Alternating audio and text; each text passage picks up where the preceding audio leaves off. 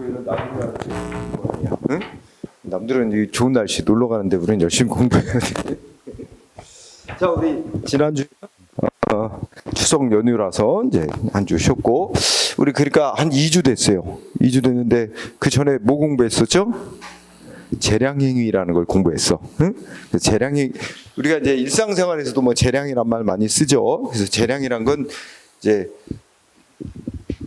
법에서 행정기관에게 무슨 요건에 해당이 되면 무슨 조치를 할 수 있다. 응? 이런 식으로 이제 하거나 말거나 할지 말지 또는 법이 정해놓은 어떤 조치 중에 어떤 걸 선택해서 할지 요거를 이제 선택하고 결정할 권한을 주고 있을 때 그거를 이제 재량권이 부여됐다고 얘기를 합니다. 그죠?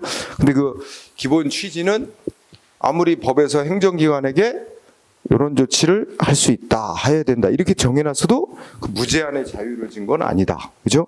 그는 법이 왜 이런 조치를 선택하고 결정할 수 있도록 권한을 줬는지 그 목적, 그 법이 허용하는 테두리 안에서 어떤 조치를 선택하고 결정할 권한을 준 것이다. 그래서 행정기관의 재량 권한도 법 테두리 내에서만 인정되는 것이다. 만약에 법 테두리를 벗어나게 되면 위법한 행위로 본다. 그래서 위법한 행위가 돼서 국민에게 피해를 준다면 피해자인 국민은 위법 행위에 대해서 취소해라, 뭐 무효로 판정해달라 이렇게 행정소송 제기하고, 위법 행위로 받은 피해에 대해서는 손해배상을 청구해서 또 돈으로 배상받을 수 있고 이렇게 되는 거죠.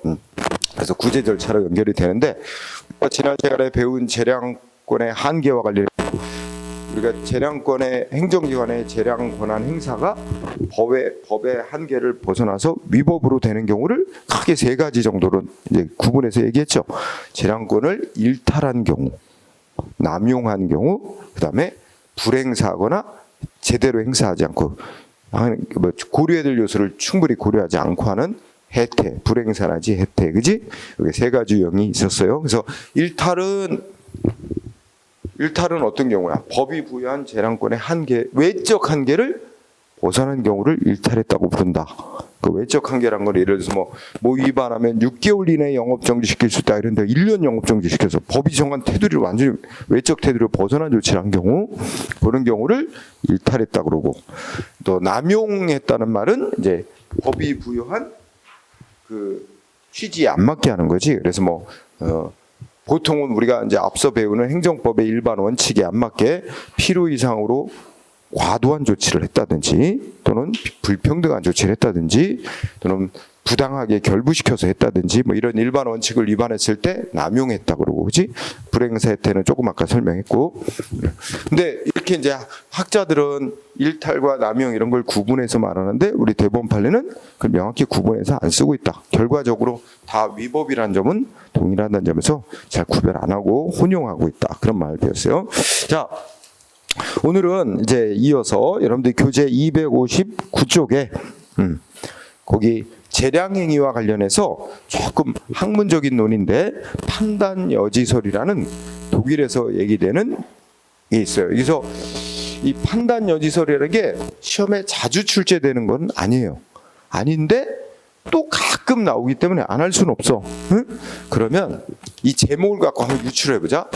행정기관에게 법의 그 어떤 법이 정한 요건에 해당이 되냐 안 되냐 행정기관에게 판단할 여지를 줬다 이거야. 그래서 기본적으로 이제 법이 정한 요건에 맞나 안 맞나 행정기관이 판단을 내리고 그에 따라 어떤 조치를 한단 말이야. 그런데 상대방 국민은 법원에다가 소송을 내. 행정기관의 판단이 잘못됐다, 위법이다, 소송을 내. 그럼 법원이 심사를 해보더니 법원도 행정기관보다 더 전문성이 뛰어난 건 아니야. 어떤 행정 영역과 관련해서 그쪽 어떤 분야의 어떤 행정 영역, 행정 조치인데 어떤 전문성, 기술성, 이런 그런 게 요구되는 영역이야. 그런 영역에서는 행정기관이 보다 전문성을 갖고 있으니까 판단을 더 잘할 거란 말이야. 법원보다는, 그죠? 그래서 법원은 어떻게 돼? 행정기관이 법이 정한 어떤 요건에 어떤 그 판단을 내렸는데, 법이 정한 요건에 해당되냐 안 되냐 판단을 내렸는데 그 판단이 너무 그러니까 있지도 않은 사실을 기초로 판단을 했다든지, 판단을 내릴 때 지켜야 될 절차를 안 지키고 판단을 내렸다든지, 이런 그런 특별한 점이 문제가 없는 한 행정기관이 내린 판단을 법원도 존중할 필요가 있다는 거야. 그래서 함부로 행정기관이 내린 판단을 법원 마음대로 쉽사리 이거 잘못된 판단이야 하고 무시하면 안 된다. 이런 논리가 소위 독일에서 얘기되는 판단 여지설이라는 거예요. 응? 자, 그러면 간단히 얘기를 했고, 자, 그러면 판단 여지설의 의의에 사실은 다 들어있어요. 뭐라고 써있나 보자. 그 첫째 줄 끝에 보면 이제 첫째 줄 읽어보자. 법령에서 행정기관이 법 집행하는 요건. 자, 동그라미. 요건. 그러니까 우리가 이제 지난 시간에 잠깐 얘기를 했는데, 법은 보통 요건에 해당하는 부분, 요건 규정과 무슨 조치를 할 것인가에 관한 효과에 관한 부분, 두 부분으로 구성이 돼 있다. 이런 말을 배웠죠. 그래서 우리가 보통 법 규정이 이렇잖아요. 뭐뭐하면, 뭐뭐한 경우에는, 뭐 이런 식으로 되죠. 청소년에게 술 판매를 하면, 그러면 뭐 1년 이하의 영업정지 또는 영업허가를 취소할 수 있다. 이런 식으로 돼 있단 말이야. 그러면 무슨 조치 할 수 있다. 대부분 많은 법 규정이 이런 식의 구조로 짜여져 있잖아. 그지? 그러면 이렇게 뭐뭐하면, 뭐뭐한 경우에는 이 부분을 요건을 정했다 해서 요건 규정이라고 해요. 요건 부분, 요건. 응? 그 다음에 요 뒷부분은 그러면 이 요건에 해당하면 국민에게 어떤 효과를 갖는 조치를 할 수 있는지를 정해놓은 부분, 이 부분을 효과 규정, 효과에 관해서 정해놓은 규정이다. 효과 부분 이렇게 얘기를 한단 말이야. 응? 그러면 일반적으로 법 규정은 반드시 이런 건 아니지만 거의 대부분의 경우가 요건 규정과 효과 규정 이렇게 두 부분으로 짜여져 있는데, 이 판단 여지설이라는 건 이 요건에 관해서 얘기를 하는 거예요. 요건 부분. 이 요건 부분에 뭐뭐하면 뭐뭐한 경우에 여기에 굉장히 불명확한 용어가 사용되고 있는 거야. 응? 예를 들어서 우리가 이제 이런 거 있잖아. 음주운전을 하면, 그럼 음주운전이란 게 불명확한 용어가 아니에요. 그죠? 음주운전은 술 먹고 운전하는 거고, 딱 법에서 정한 기준치가 딱 측정해보고 혈중 알코올농도가 0.03% 이상이 되면 음주운전으로 보는 거거든. 그렇게 정해져 있지. 그런 거는 누가 그 음주운전에 대해서 해석을 하건 다 똑같은 해석이 나오는 거야. 이런 건 명확한 용어, 명확한 개념이라고 할 수 있어. 그지? 청소년에게 술 팔면 이것도 명확한 개념이지. 청소년이라는 건 나이가 만 19세 미만자를 가리키고, 응? 그럼 만 19세 미만자, 단 그 해에 생일이 있어서 그 해 안에 만 19살이 되는 자는 청소년으로 안 봐. 이제 그거 다 정해져 있어. 그러니까 청소년에게 술을 팔면 이거는 명확한 개념 아니야? 그죠? 그러니까 이런 거는 사람마다 해석이 다 다르게 나올 수는 없어. 그런 건 명확한 개념이야. 근데 예를 들어서 뭐 이런 거 대한민국의 이익을 크게 해칠 우려가 있는 자는 우리 대한민국의 입국을 금지시킬 수 있다. 그 법무부 장관이 외국인이 우리나라에 입국하고 싶대. 그 신청을 해. 비자 신청이라고 하잖아. 그지? 입국하게 해달라고.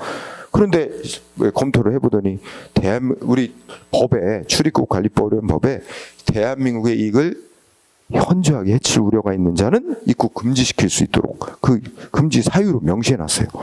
그러면 생각을 해봐. 대한민국의 이익을 현저히 해칠 우려가 있는 자인지 아닌지. 그 상당히 애매모호하잖아. 근데 그런 거에 대한 판단은 사람마다 다를 수가 있죠. 근데 그거는 아무래도 이제 그런 외국인 출입국 이 업무를 수십 년간 이제 전문적으로 해온 부처 법무부 장관이 보다 잘 판단할 수 있다. 응? 그래서 어떤 A라는 외국인에 대해서 대한민국을 현저히 해칠 우려가 있다라고 판단을 내리고 입국 금지 조치를 했단 말이야. 응? 그랬더니 상대방이 소송을 냈어. 내가 무슨 대한민국에 이걸 현재 해칠 우려가 있는 자냐? 그 판단을 잘못한 거다. 소송을 냈어. 그럼 법원이 심사해 보겠지? 그치? 심사해 보더니 근데 법원도 사실 그 대한민국의 이걸 현재 해치 우려가 있는지 아닌지 이거에 대한 전문적인 판단 능력이 별로 없어. 그 업무를 더 많이 수행하려면 행정부처가 더 전문적으로 잘 알아. 그러니까 그런 판단, 아까 말했던 그런 판단을 법무부 장관이 내림에 있어서 절차를, 법이 정한 절차를 안 지키고 판단을 했는지, 또 고려해야 될 요소를 법적으로 반드시 고려해야 될 요소를 고려하지 않고 판단했는지 이런 것만 따져봐. 그래서 만약에 그런 절차를 안 지켰다, 고려해야 될 요소를 제대로 고려하지 않고 판단했다, 그러면 법원도 이 판단은 위법이야. 판단의 내용은 보기도 전에.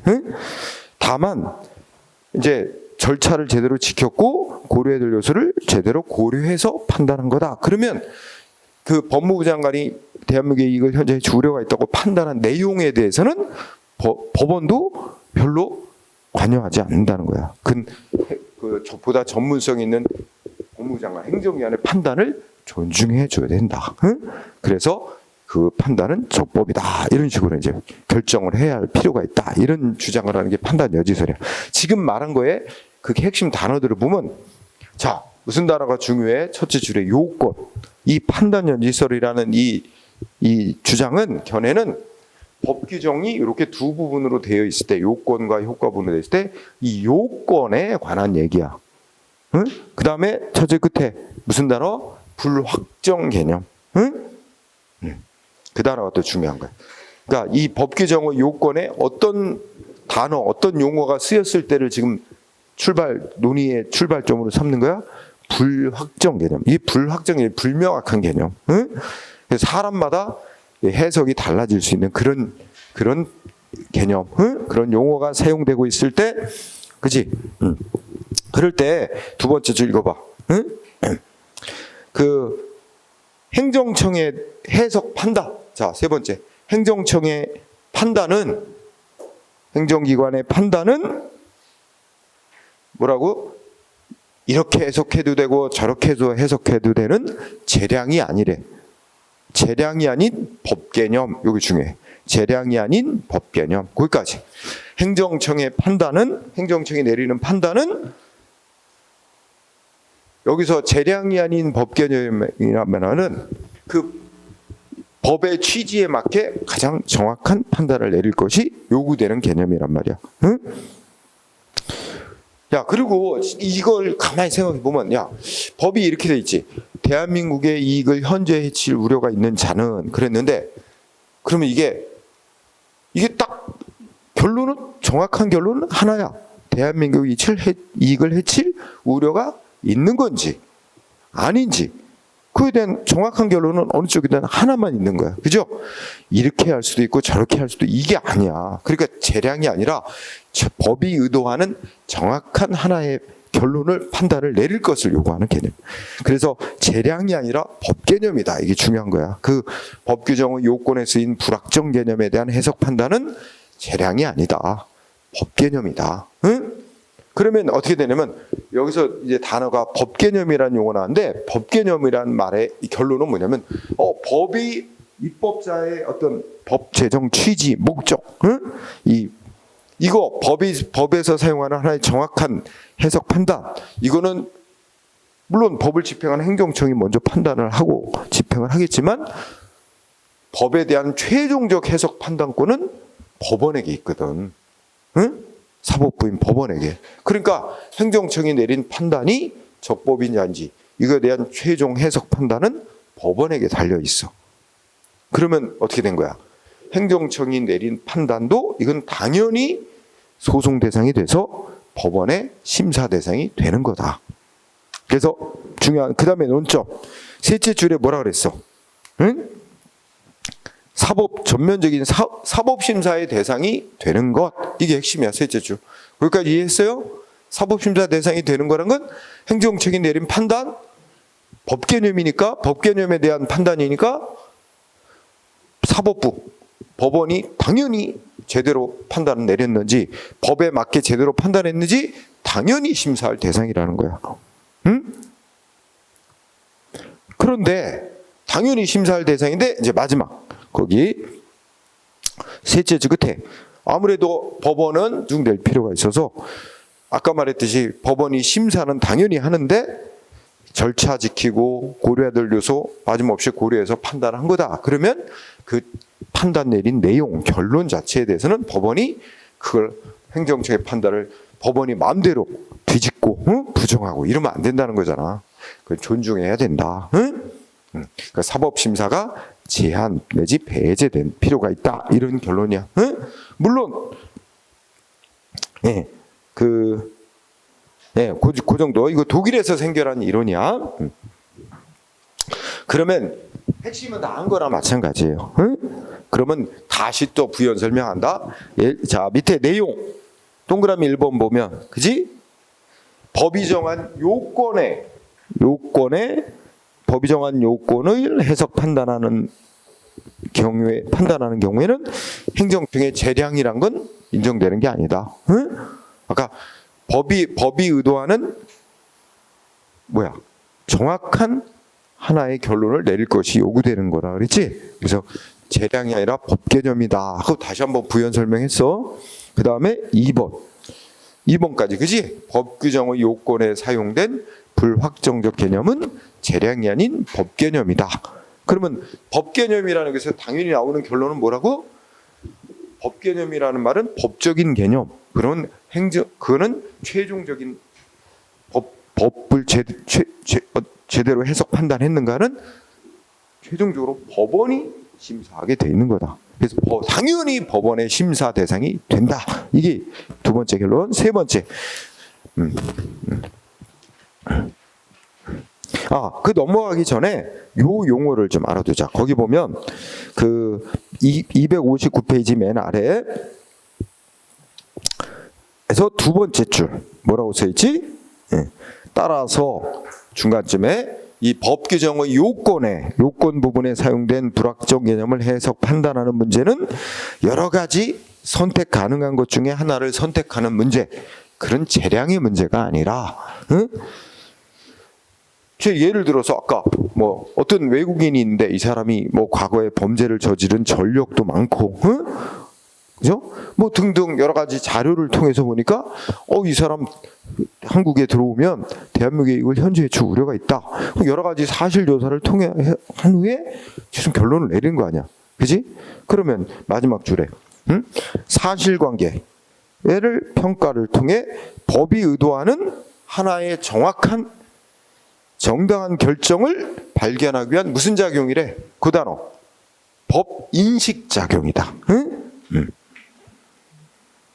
법 인식. 그러니까 법 규정의 요건에 사용된 불확정 개념에 대한 해석 판단하는 거는 뭐라고? 법이 의도하는 하나의 정확한 정당한 결론을 내기 위한 법 인식 작용이래. 그 단어 중요해요. 법 인식 작용. 그리고 가로치고 이와 대비해서 이 불확정 개념에 대한 해석 판단은 법 개념에 대한 판단이기 때문에 법 인식 작용이라고 얘기를 했어. 근데 괄호치고 그 다음에는 뭐랬어? 재량하고는 다른 문제다. 재량은 뭐라 그랬어? 재량은 효과 부분과 연관돼. 법에서 예를 들어서 A 또는 B 조치할 수 있다. 법이 이렇게 정해놨으면 행정기관이 결국 뭐 하는 거야? 할 건가 말 건가. 이 상황에서 하는 게 맞나 안 하는 게 맞나 이거 결정하고, 또 하는 게 맞다 라고 결정했으면 A를 할까 법이 정한 B를 할까, 이거 다수의 선택 가능성 중에서 선택하는 문제란 말이야. 그래서 거기 보면 재량은 요건과 연관이 있는 게 아니라 뭐야? 효과와 연관인 거야. 법이 정한 효과와 연관된 게 재량 문제다. 그리고 뭐야? 그래서 그 두 번째 그래. 법이 정한 효과의 결정 또는 선택의 문제다. 법적 효과의 선택 내지 결정 문제다. 아까 이 불확정 개념, 요건에 사용된 불확정 개념에 대한 그 해석 판단은 법 개념에 대한 인식작용이라고 그랬잖아. 어떤 뭔가가 이 법에 해당하느냐 아느냐 이거 맞춰보는 거야, 그지? 그런 인식작용인 반면에 재량이라는 문제는 효과 부분에 있어서 법이 허용한 조치를 할 건가 말 건가, 결정하고 선택하는 법효과의 선택 내지 결정 문제이다. 이건 별개다. 다른 문제다. 지금 계속 내가 얘기한 게 재량이라는 거와 이 불확정 개념에 대한 해석 판단 문제는 요건에 해당된 불확정 개념에 대한 해석 판단 문제는 다른 문제라고 지금 보고 있다는 거예요. 이게. 그리고 마지막 동그라미 3번에 뭐야? 불확정 개념에 대한 해석 행정청의 판단은 결론 뭐라 그랬어? 당연히 법원의 심사 대상이 되는 거다. 하지만 그래서 법원이 심사해본다. 소송 들어오니까 심사하는데 다만 전문기술적인 영역에서 내리는 행정청의 판단은 전문기술적 판단은 법원이 존중할 필요가 있다. 그러니까 법원은 뭐만 주로 심사하려면 절차 지켰는가, 고려될 요소를 제대로 고려했는가만 심사한 후 거기에 문제가 없다. 그러면 행정청이 내린 결론, 이거는 가능하면 존중하는 판결을 내려야지 법원 마음대로 전문성도 떨어지면서 야 행정위원회가 잘못 판단했어 그 마음대로 위법이야 하고 취소시키고 뒤집으면 안 된다 이거예요. 응? 그게 제목 이름하여 뭐야? 판단 여지설. 그러면 어떻게 생각해? 아, 행정청이 내린 해석과 판단을 존중될 여지가 있다 이런 견해야. 응? 전문기술적인 판단은 법원이 존중할 필요가 있다. 존중될 여지가 있다. 그래서 이름하여 독일의 용어를 번역을 해서 판단 여지 이렇게 부르는 거야. 응? 자, 그러면 독일에서는 주로 어느 영역에서 내린 판단을 이렇게 전문기술적인 영역에서의 판단이라고 보고 행정청이 내린 판단을 법원이 존중할 필요가 있다고 보느냐? 독일에서는 4가지 영역을 얘기했어. 그래서 첫째, 판단 여지가 인정되는 첫째, 동그라미 1번 비대체적 결정. 밑줄 비대체적 결정. 두 번째는 뭐야? 응? 구속적 가치평가 영역. 세 번째는 미래 예측적 결정. 네 번째는 형성적 결정. 이렇게 4가지 영역. 그러니까 행정기관이 내리는 어떤 판단인데 어떤 영역, 어떤 행정 분야에서 내리는 판단이냐. 첫 번째, 비대체적 결정이란 건 예를 들어 비대체적이라는 용어를 분석을 해보면 어떻게 돼? 대체할 수 없다는 거잖아. 그게 똑같은 상황이 재현될 수가 없는 거야. 그러니까 그때 그 상황에서 내리는 판단, 이게 같은 상황이 또 재현이 될 수 없으니까 그거를 어떤 하나의 상황에서 내린 행정처의 판단이 존중될 필요. 어떤 영역이 그래? 사람에 대해서 무슨 공무원 면접 시험에서 면접관이 그 사람의 말과 태도를 평가하고 점수를 매기는 것 같은 거 있잖아. 이런 거란 말이야. 그거 다시 재현될 수 없는 거다. 응?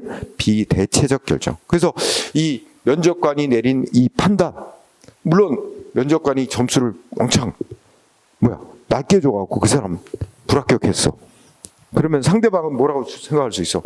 저 면접관이 굉장히 불편파적으로 점수를 엉터리로 줘가지고 날 불합격시켰다. 이 최종 불합격 조치 위법이야 하고 소송을 냈다고 치자. 그럼 당연히 법원이 이 최종 불합격 결정 내렸을 때 그 면접관의 판단이 잘못된 것인지 심사한단 말이야. 심사 대상이야. 심사해봤는데 뭐야? 그래, 고려해야 될 요소를 다 고려했는가? 응? 절차를 지켜서 판단했는가? 이것만 따져봐. 그리고 그거에 문제가 없다면 그 면접관이 그 판단함에 있어서 존중해야 된다는 거야. 면접관의 어떤 전문성. 응? 그 면접관의 판단은 함부로 위법이라고 뒤집으면 안 된다 이런 거야. 그죠? 그래서 비대체적 결정 영역. 두 번째는 뭐야? 구속적 가치평가 영역. 이렇게 한자말로 압축을 했는데 요거는 이제 우리나라 무슨 그런 거 전문가들로 구성된 무슨 위원회 있잖아. 응? 예를 들어 이런 거 제가 보자. 우리 문화재 보호위원회 이런 거 있지? 청소년 보호위원회. 예를 들어서 문화재 보호위원회는 문화재와 관련된 전문가들이 많이 들어가 있겠네, 위원으로.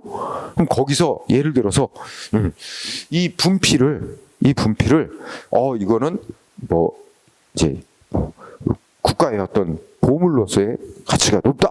문화재로 지정. 응? 또는 문화재로 지정을 안 했거나. 응? 그럼 여기에 반발하는 자가 이게 잘못된 판단이다. 소송을 냈다. 그럼 법원이 당연히 심사한다. 심사한 대상이니까.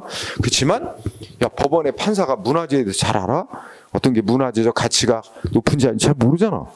그러니까 이 문화재 보호위원회보다 더 모른단 말이야. 그러니까 어떻게 해야 돼? 이 문화재로서 어떤 지정을 할 거냐 말 거냐 할 때 거쳐야 되는 법적 절차를 거쳐서 결정을 했는가? 응? 고려될 요소들을 충분히 고려했는가? 이것만 따져봐, 법원이. 따져보고 그거에도 문제가 있다. 절차도 제대로 고려 안 했다. 그러면 그 문화재 보호위원회 내린 결정 위법이다. 취소한다. 이렇게 하겠지. 그런데 심사 결과 절차는 제대로 지켰고 고려해야 될 요소도 다 고려해서 이거 문화재 아니다 라고 결정했다고 쳐봐. 그러면 법원도 그 문화재 보호위원회 판단을 존중해서 판결을 해야 된다는 얘기야. 응? 그렇죠? 그렇게 그러니까 쉽게 생각하면 무슨 분야의 전문가들로 구성된 위원회에서 내리는 판단이지. 이런 거를 이름하여 번역을 해가지고 구속적 가치평가 영역에서 내리는 판단. 응? 이렇게 부른 거고, 세 번째는 행정기관이 장래 우리 사회가 어떻게 될 거다 하고 미래 예측하는 결정을 했어. 그렇지? 예를 들어서 우리 사회가 앞으로 점점 더 지금 인구가 점점 줄지. 우리나라 얼마 전에 나온 거 보면 그래 합계 출산율이라는 개념이 있어. 합계 출산율이 여성이 평생 동안 낳을 수 있는 낳는 아이를 말하는 거야. 평생. 근데 우리나라 한 명도 안 내는 데잖아. 0.7 얼마였어? 한 명도 안 낳아? 근데 그게 더 떨어졌대. 지금 0.6인가 얼마로 떨어졌대. 한 명도 안 낳는 거지. 여러분들 한 명도 우리가 여성이 이 임신 가능한 여성이 2명 정도를 낳아야 인구가 유지돼요. 2명 이상을 낳아야. 근데 지금 2명을 안 낳으니까 1명 밑으로 지금 떨어지고 있어요. 1명 떨어지니까 우리나라 인구 전 세계에서 제일 빨리 줄고 있대. 인구 줄면 나라 없어지는 거야. 그죠? 어쨌든 인구 위기잖아. 그래서 만약에 우리 정부 부처 기관이 이 추세대로라면 앞으로 인구가 2030년에는 어떻게 되고 판단한 거지. 미래 예측 판단. 어떻게 될 것이고, 그러니까 그때 되면 학교는 어떻게 돼야 되고 유치원은 어떻게 돼야 되고 거기에 맞는 어떤 그 플랜을 짜고 계획을 짤 거 아니야. 그지? 정책을. 그러면 이거에 대해서 이제 피해를 보는 국민이 있을 거 아니야. 그럼 국민이 이 부처의 정부 부처의 판단이 뭔가 잘못됐다. 소송할 수도 있어. 그죠? 근데 그런 거에 있어서도 법원이 쉽사리 이 전문성을 가진 행정기관의 판단을 쉽사리 부정해서는 안 된다는 거야. 절차 지키고 고려해야 될 요소를 충분히 고려해서 판단한 거라면 존중해야 된다는 거야. 그지? 그래서 행정기관의 어떤 미래 예측적 결정. 그 다음에 네 번째, 형성적. 여기서 형성이란 건 행정기관이 미래, 장래 우리 사회를 어떻게 만들어가겠다라고 결정하는 거예요. 그러니까 예를 들어서 우리 뭐였을까? 우리 이전 정부, 문재인 정부에서는 뭘 추진했었어? 원자력 발전을 안 하겠다. 그죠? 그러니까 기존에 있는 원자력 발전소 지어진 건 가동을 하되 수명 다 될 때까지 가동을 시키고 더 이상 원자력 발전소를 새로 짓지는 않는다. 그냥 그거는 자연 있는 것 그대로 이제 다 될 때까지 그냥 가고, 그지? 새로 짓는 건 안 한다. 이게 문재인 정부의 소위 탈원전 정책이라고 하는 거였어요. 그죠? 그래서 원자력 발전이 줄고는 그런 건 없었다는 거지. 근데 이제 우리 또 저기는 원자력 발전을 팍 줄여가지고 문제가 있는 것처럼 줄이지는 않았다는 거야. 그냥 그대로 가는 거, 더 새로 짓지는 않겠다는 거지. 근데 이번에 윤석열 정부 들어와서는 어떻게 돼? 문재인 정부의 탈원전 정책을 비판하면서 뭐해? 정책을 바꾸지. 원자력 발전소 새로 짓는데, 이거 뭐야 이거? 우리 사회를 장래에 어떻게 만들어 가겠다는 결정 아니야? 윤석열 정부는 원자력 발전을 계속 하겠다는 거야. 또 늘려가고. 이게 우리 사회를 장래 어떻게 만들어 가겠다라는 정부의 결정. 그지? 이것도 이것도 그 행정기관의 행정부처의 전문적인 전문기술적 판단이다. 법원이 그걸 갖고 쉽사리 위법이라고 판단하면 안 된다. 이게 네 가지 영역, 이런 영역에서 행정기관이 내린 그 전문기술적 판단을 존중할 필요가 있다. 이게 판단 여지설이다. 그죠? 그러면 네, 그 다음에 한계. 그 밑에 네 번째 한계 보면 아까 이미 얘기했어. 야, 이런 전문기술적 영역에서 내린 판단이라고 해서, 그러니까 모든 행정기관의 이 판단을 다 법원이 그렇게 존중해야 된다는 게 아니라 전문기술적 영역에서 내린 판단에 한정되는 것이고, 그러니까 제한된 영역에서만 인정되는 거야. 그래서 동그라미 1번은 두째 제한된 영역에서만 이 행정청의 판단을 법원이 존중할 필요가 있다는 거예요. 응?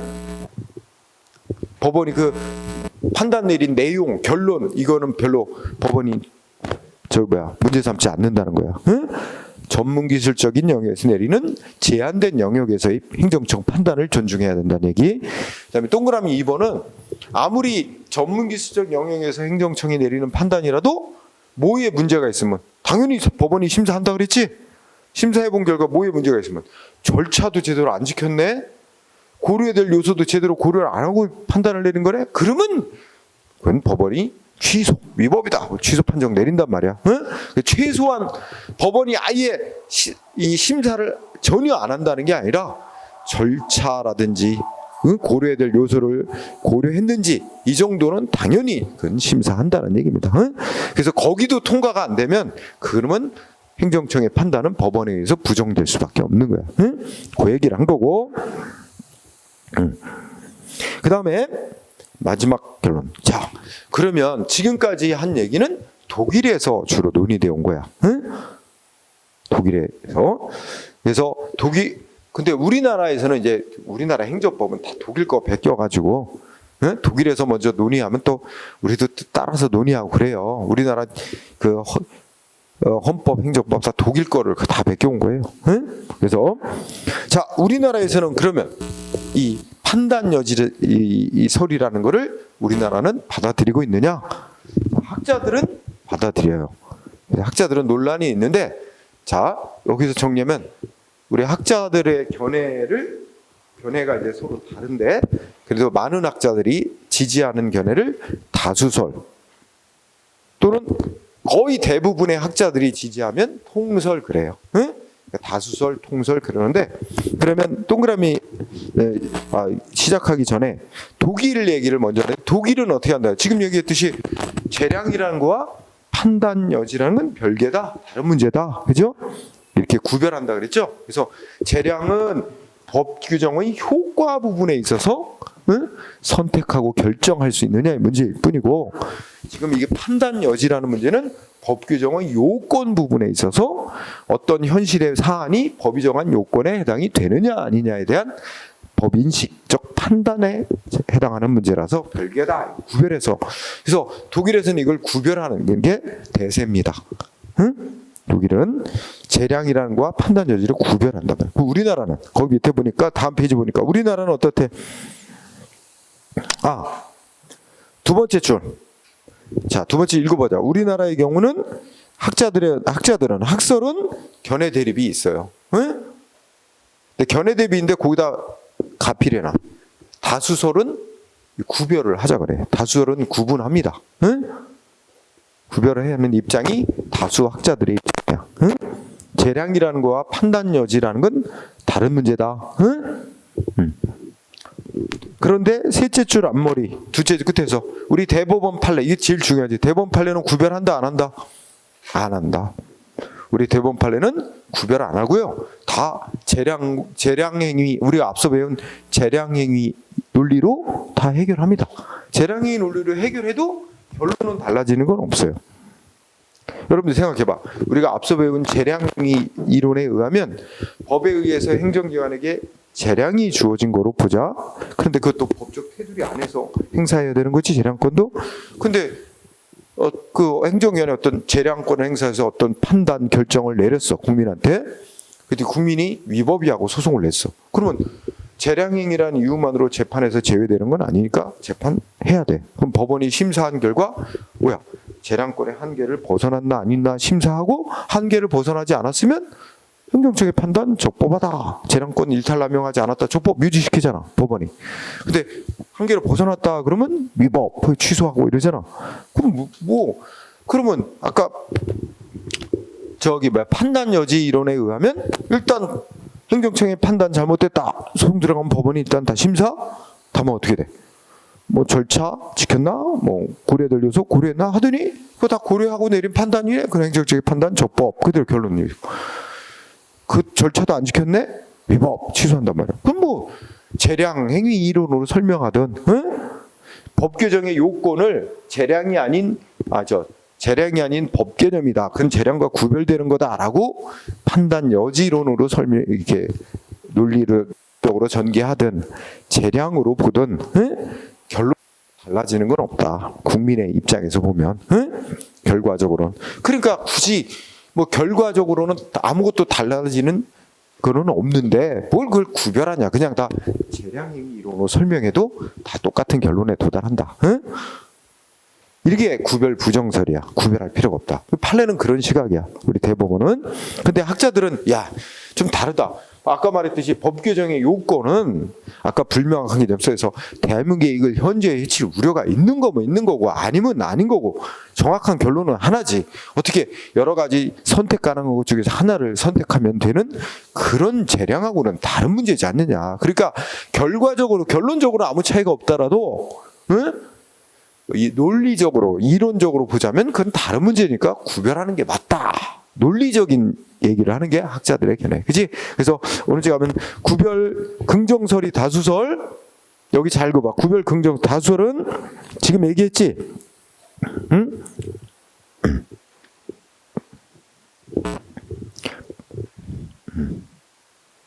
그래서 기억은 아까 얘기한 거 했으니까 여러분들이 눈을 읽고 니은을 중시하자. 니은에 보면 재량이라는 거는 어느 측면에서만 인정되는 거래? 구별하잖아 입장은.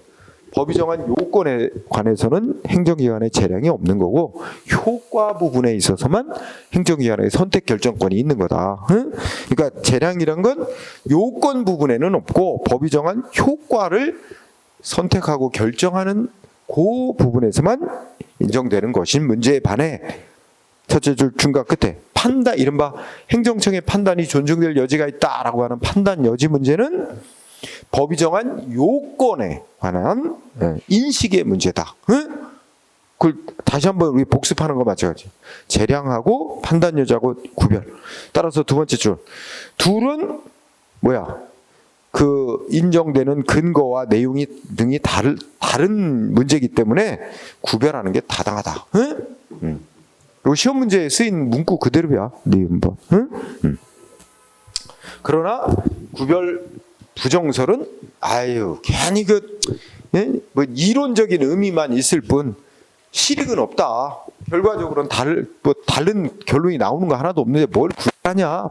복잡하게 수험생도 골치 아프게 이런 입장이야. 구별 부정설, 그지? 우리 판례는 부정설 입장이라고 말할 수 있어. 그 정도 하면 되고, 그 밑에 이제 우리 판례들을 막 뒤에까지 드러났는데 굳이 꼭 안 해도 될 거야. 우리 판례는 아까 예를 들어보면 하나만 예를 들어보면 뭘 들 수 있냐면